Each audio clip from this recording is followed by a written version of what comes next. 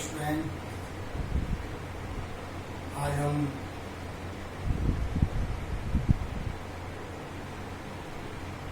Online education के अंदर history के अंदर हम जो आज पार्ट पढ़ेंगे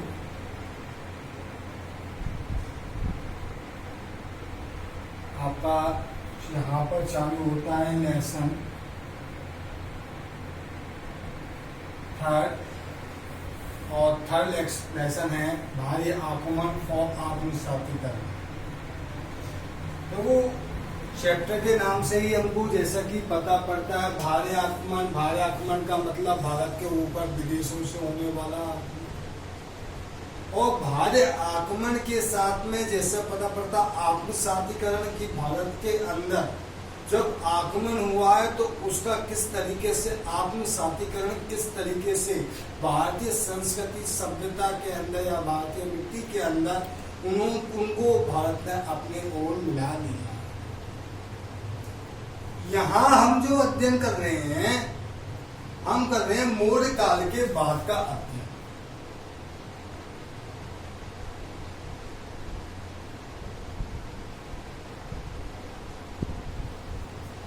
मौर्य काल के बाद का अध्ययन करते हैं। अब देखिए मौर्य काल के बाद में जो काल आता है उसे कहा जाता है मौर्योत्तर काल।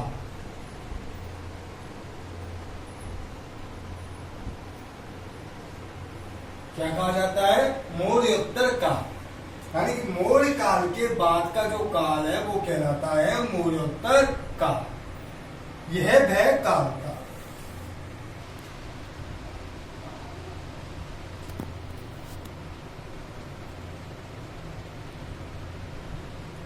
सम्राट, उस समय जो अंतिम मौर्य साम्राज्य था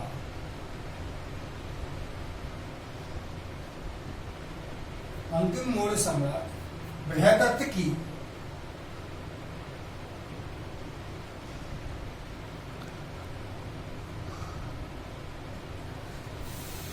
हत्या हो जाती। बृहदत्त की 185 ईसा पूर्व में,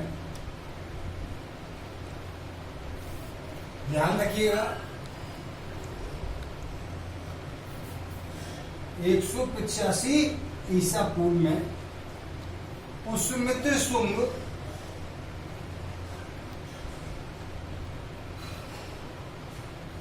हत्या कर देता है और हत्या करने के पश्चात जो साम्राज्य है विघटित हो जाता है और विघटन होने के साथ धीरे धीरे जो साम्राज्य है उस पर शुंग वंश का स्थायित्व होगा। मौर्योत्तर काल का अध्ययन करने के लिए, मौर्योत्तर काल क्या है इसका अध्ययन करने के लिए मौर्योत्तर काल क्या है?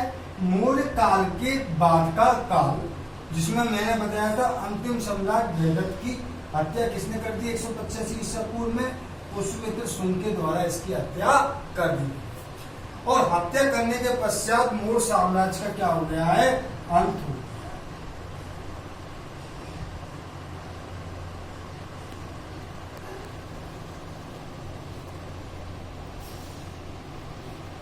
मौर्य साम्राज्य का जो अंत हो गया है, मौर्य साम्राज्य के अंत के पश्चात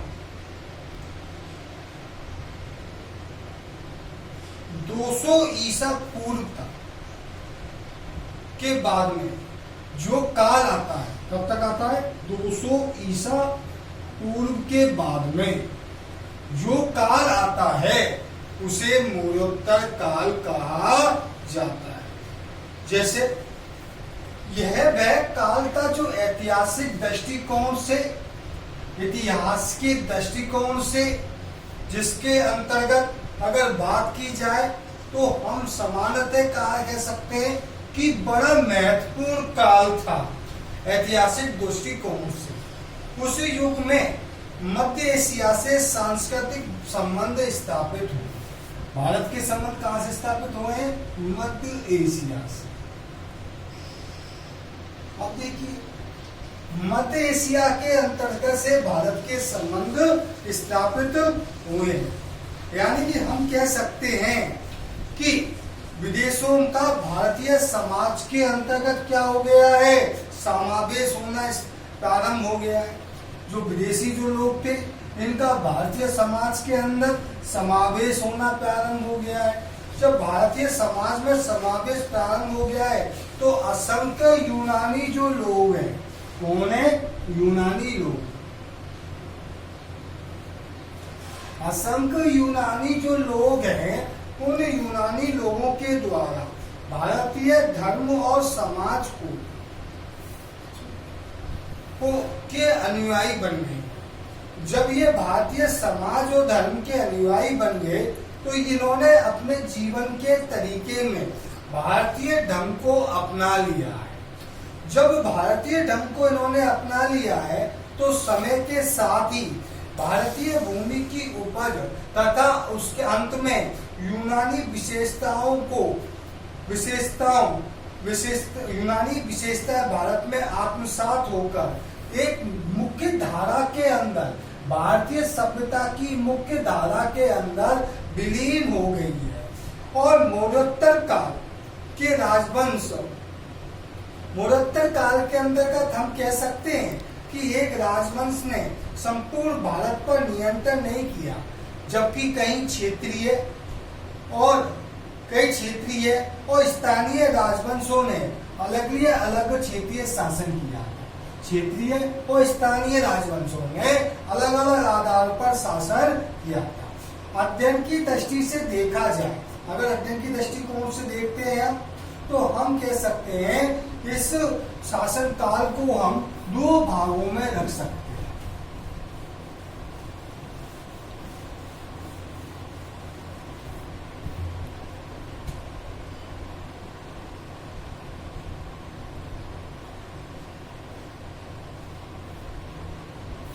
मौर्योत्तर काल को दो भागों में रखा जा सकता है। कितने भागों में रखा जा सकता है? दो भागों। किस दृष्टि से? अध्ययन की दृष्टि से। अध्ययन की दृष्टि से दो भागों में रख सकते हैं। पहला है विदेशी शासक,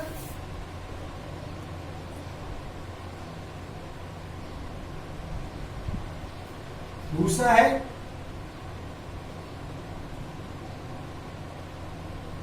भारतीय शासक। ध्यान से देखिएगा बालकों, जो हम पढ़ रहे हैं चैप्टर 3 चल रहा है आपका। अब जो पढ़ रहा है चैप्टर का नाम है बाह्य आक्रमण और आत्मसातीकरण। यहाँ पर मौर्योत्तर काल के बाद के बारे में पढ़ रहे हैं। मौर्योत्तर काल के बाद के काल को दो भागों में रख सकते हैं। पहला इसके अंतर्गत दो भागों में रखा सकता है, विदेशी शासक और भारतीय शासक। पहला कौन सा शासक कहलाता है? विदेशी शासक। दूसरा कहलाता है भारतीय शासक। अब विदेशी शासकों में मुख्यतः कौन से शासक कहलाते हैं? यूनानी शासक।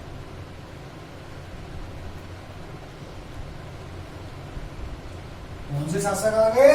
यूनानी शासक। अब यूनानी शासकों के अंदर देखा जाए तो यूनानी शासकों के अंदर में देखा जाए तो सामान्य से हम कह सकते हैं जिन्हें दिव्य बदान के अंदर, देखो जिन्हें अगर सामान्यतः क्या कहा जाता है? इंडो ग्रीक कहा जाता है,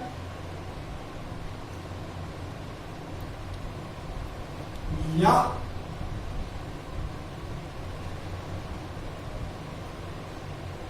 हिंद यवन कहा जाता है। क्या कहा जाता है? इंडो ग्रीक, या फिर क्या कहा जाता है? हिंद यवन कहा जाता है। ठीक है, ध्यान रखिएगा, कहा जाता है। जिनमें कौन कौन से आ जाते हैं? शक, कुषाण,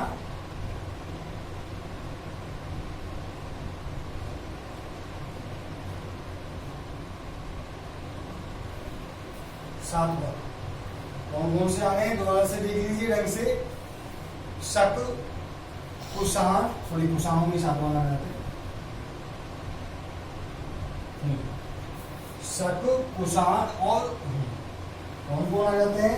शक आ जाते हैं, कुषाण आ जाते हैं और हुन आ जाते हैं। ठीक है, ध्यान रखिएगा। जबकि भारतीय शासकों में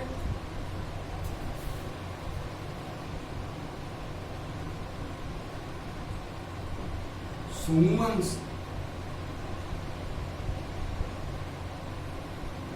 चेदी वंश,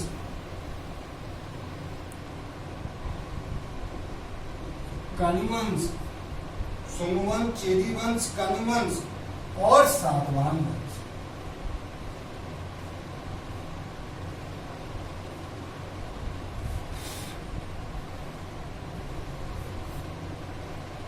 दो भागों में आ गया मरणोत्तर काल, विदेशी शासक, भारतीय शासक। विदेशी शासकों में यूनानी शासक, जिनको हिंदो ग्रीक या हिंद यवन कहा जा सकता है, ध्यान रखिएगा। इनमें कौन कौन आ जाता है? शक है, कुषाण, उन्नत। जबकि भारतीय शासकों में सुंग वंश, चेदी वंश, कनि वंश और सातवाहन वंश की जो शासक है इसके अंतर्गत आते हैं। अब देखिए मरणोत्तर काल क्या है। देखिए मरणोत्तर काल, मरणोत्तर काल से तात्पर्य उस काल से है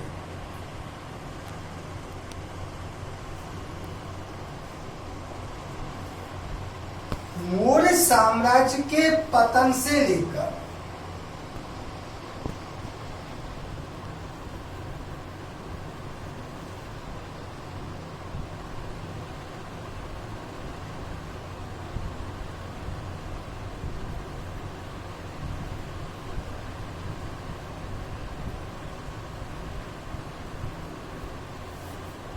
मौर्योत्तर काल से किसका तात्पर्य? मौर्य साम्राज्य के पतन से लेकर गुप्त साम्राज्य के उद्भव तक के इतिहास को बताता है।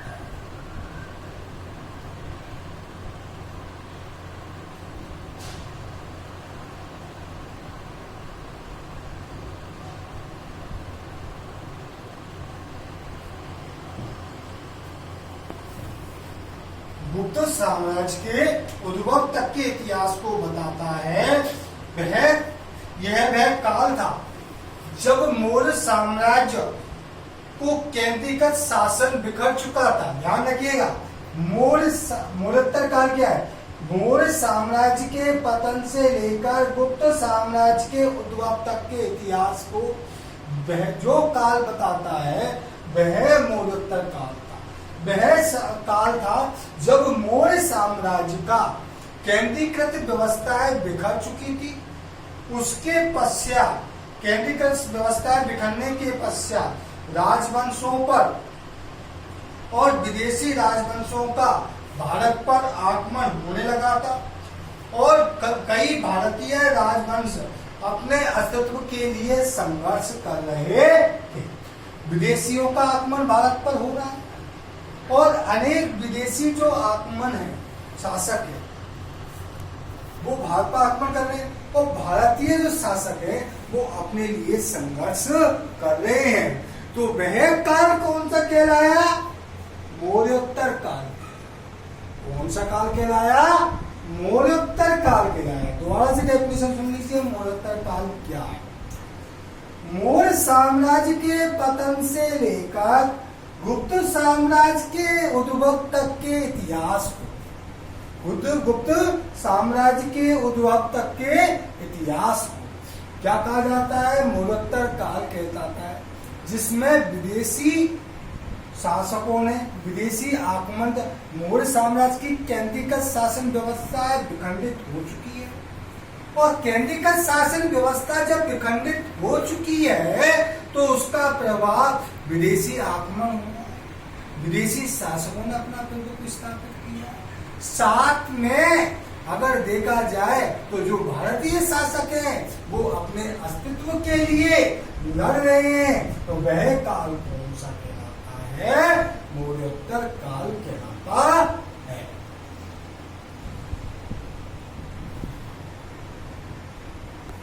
उत्तर और दक्षिण, उत्तर और दक्षिण भारतीय शासकों के अधीन और इस समय उत्तर और दक्षिण भारतीय शासकों के अधीन ही रहा, किंतु उत्तर पश्चिम में विदेशी आक्रांताओं का प्रवेश द्वार हो गया। ध्यान रखिएगा, उत्तर और पश्चिम का जो क्षेत्र है, उत्तर और पश्चिम का क्षेत्र, और पश्चिम का क्षेत्र।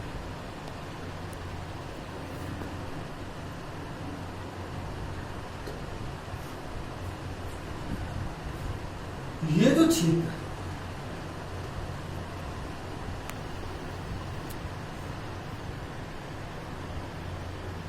विदेशी आक्रमण का क्षेत्र है। किसका क्षेत्र रहा? विदेशी आक्रमण का क्षेत्र। इस क्षेत्र से पश्चिमोत्तर क्षेत्र से अगर बात की जाए कौन कौन आया? इसी क्षेत्र से यूनानी आए, शक, कुषाण, हून, ये लोग भी आए। तो कुल मिलाकर देखा जाए तो इसी क्षेत्र के अंतर्गत भारत के अंदर प्रवेश हुआ। ठीक है, यहाँ तक की हमने बात कर ली। अब हमारे पास आते हैं जानकारी के सूत्र।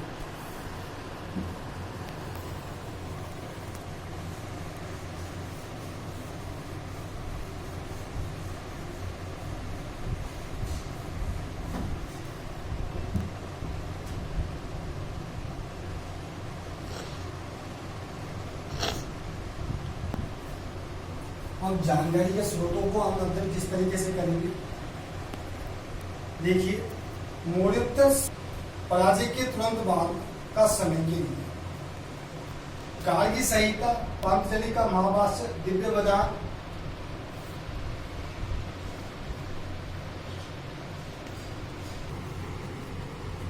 मौर्यों के पतन के बाद या पराजय के बाद उनके इतिहास की जानकारी के लिए कारगिल संहिता, पतंजलि का महाभाष्य, कालिदास का मालविका अग्निमित्र, मानवट का हर्षचरित्र, कल्लन का ऐतिहासिक ग्रंथ राजतरंगिणी से हमको उस काल के बारे में जानकारी प्राप्त होती है। इसी के साथ में अगर देखा जाए, कुषाण राजा कनिष्क के दरबार में उच्च कोटि के दार्शनिक और वैज्ञानिक और साहित्यकार रहा करते थे। उन्हीं में कनिष्क के दरबार के महान कवि कौन है? महान कवि अश्वघोष। कनिष्क के दरबार के महान कवि कौन है? अश्वघोष, जिन्होंने संस्कृत भाषा के अंदर किसकी रचना की थी? बुद्ध चरित्र। संस्कृत भाषा में किसकी रचना की थी? बुद्ध चरित्र के अंदर किसकी रचना की थी? बुद्ध चरित्र की रचना। बुद्ध चरित्र के साथ में सोनानंद,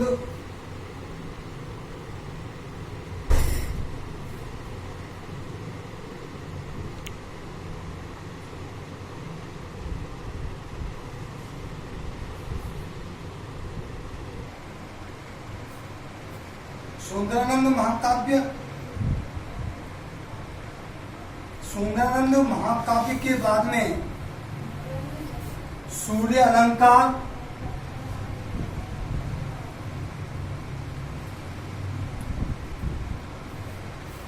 सूर्य अलंकार, उसके बाद है सारिपुत्र प्रकरण,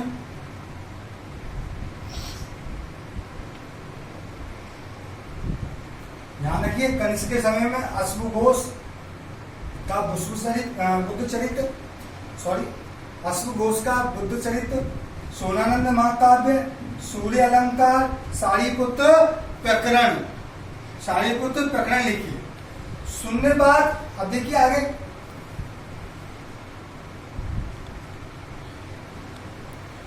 सुनने बाद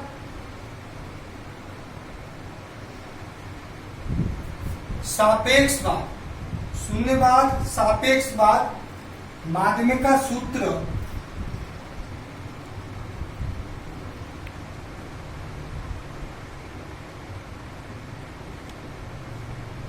सुनने बाद सापेक्षवाद, माध्यमिक का सूत्र के प्रवर्तक नागार्जुन भी इसी कालखंड के अंतर्गत, नाम लिख देता हूं मैं, नागार्जुन भी इसी कालखंड के अंतर्गत अगर देखा जाए तो एक प्रसिद्ध दार्शनिक थे, जिन्होंने उस कालखंड की सार्थक जानकारी उपलब्ध कराई। ध्यान रखिएगा, मौर्योत्तर काल के बाद के इतिहास में जानकारी में गार्गी संहिता, पतंजलि का महाभाष्य, कालिदास का मालविकाग्निमित्रम, बाणभट्ट का हर्षचरित, कल्हण की राजतरंगिणी, कनिष्क, उसके अलावा कनिष्क के शासनकाल में अश्वघोष का बुद्धचरित, सुंदरानंद महाकाव्य, सूर्य अलंकार, सारिपुत्र प्रकरण, ये महत्वपूर्ण ग्रंथ है जिनसे हमको जानकारी प्राप्त होती है। उसके बाद शून्यवाद, सापेक्षवाद, माध्यमिका सूत्र के प्रवर्तक नागार्जुन,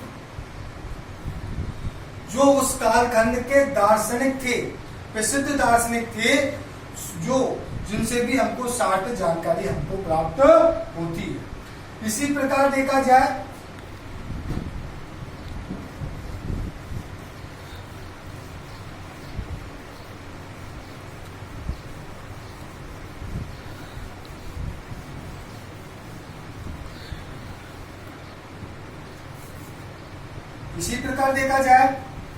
तो हम कह सकते हैं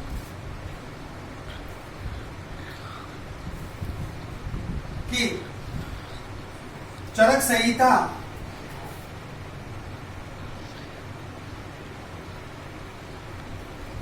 की रचयिता महर्षि चरक संहिता की रचयिता महर्षि चरक। इनके अलावा चीनी जो यात्री आए हैं, चीनी यात्री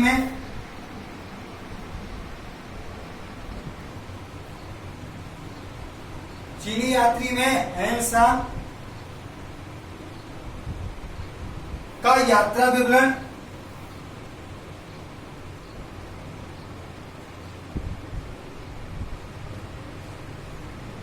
हेनसांग का यात्रा विवरण, तिब्बती इतिहासकार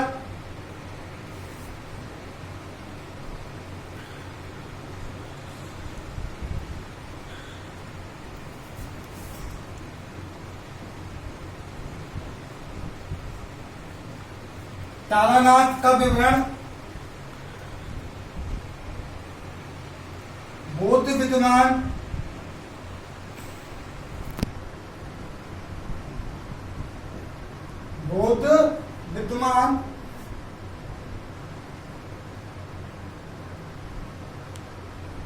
वसुमित्र,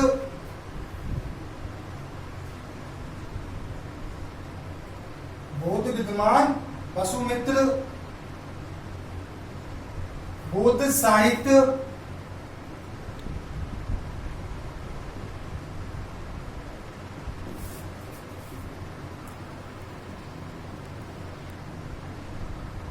त्रिपिटक, बौद्ध साहित्य कौन सा हो गया? त्रिपिटक हो गया। मिलिंद पन्नो,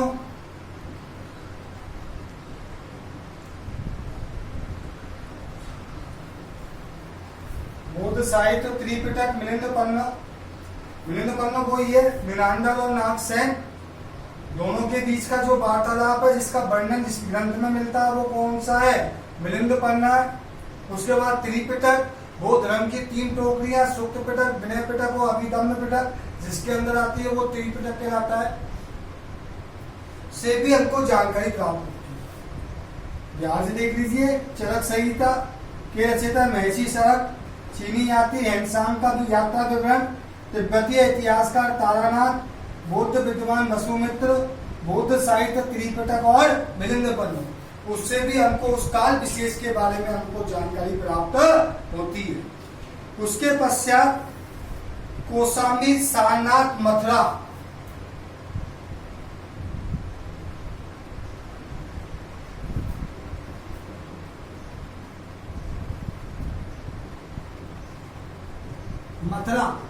से प्राप्त कनिष्क की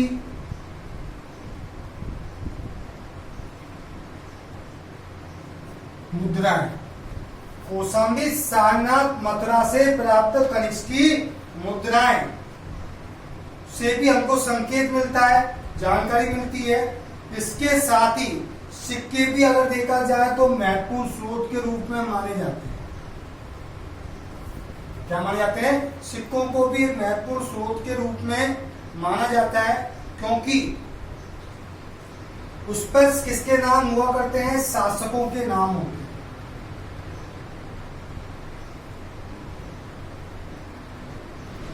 किसके नाम होते हैं? शासकों के नाम होते हैं। सिकंदर के समय आए हुए निकायत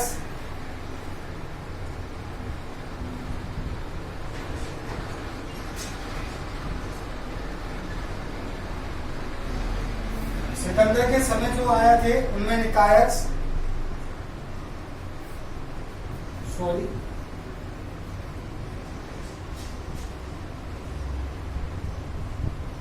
नियाकर्स सिकंदर के समय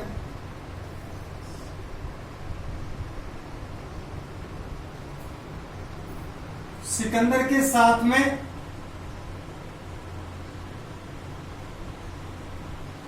भारत आए।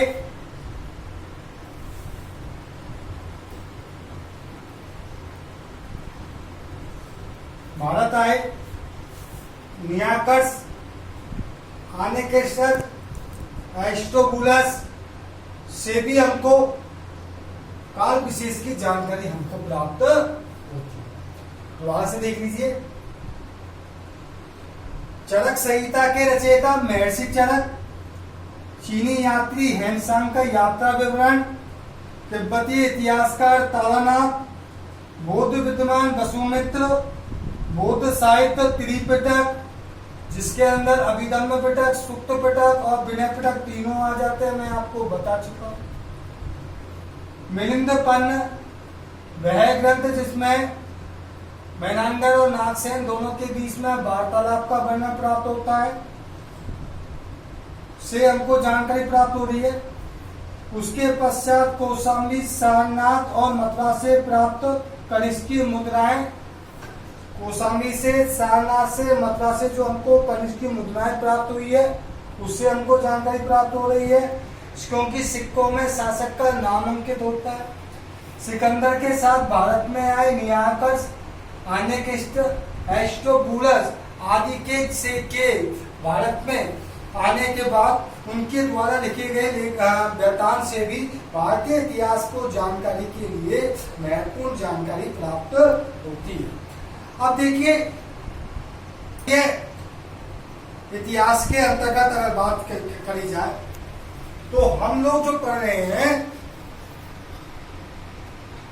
विदेशी विवरण है, जिसके माध्यम से हमको जो जानकारी, भारतीय विवरण है जिसके माध्यम से हमको जानकारी प्राप्त होती है।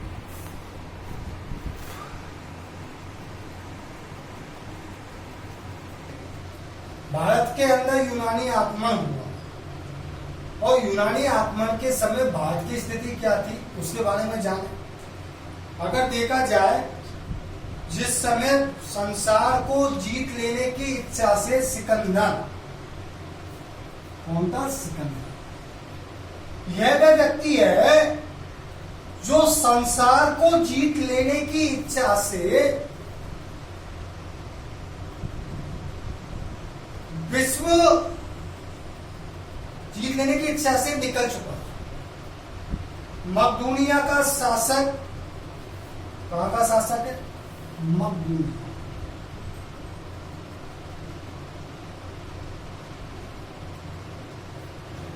मकदूनिया का शासक है सिकंदर। यह किस पर निकल चुका है? सैनिक अभियान पर निकल चुका है। उस समय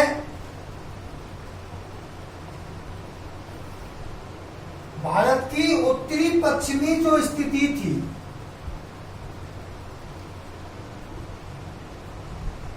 वो अच्छी नहीं थी, क्योंकि उस समय भारत पर ईरान से भी आक्रमण हो चुकी। भारत की उत्तरी पश्चिमी स्थिति अच्छी नहीं थी और ईरान से भी आक्रमण हो चुके थे। और ये जो उत्तर पश्चिमी का जो क्षेत्र था भारत का, ये छोटे छोटे राज्यों में विभक्त हो चुका था। जिस समय सिकंदर के लिए विश्व भ्रमण के लिए भारत में निकला पर आक्रमण की बात चल रही है, तो हम जो टॉपिक पढ़ेंगे कल, जो नेक्स्ट वीडियो में पढ़ेंगे, जो टॉपिक पढ़ेंगे उस टॉपिक पर जो हम विशेष तौर से हम जो ध्यान देंगे, वो जो टॉपिक होगा हमारा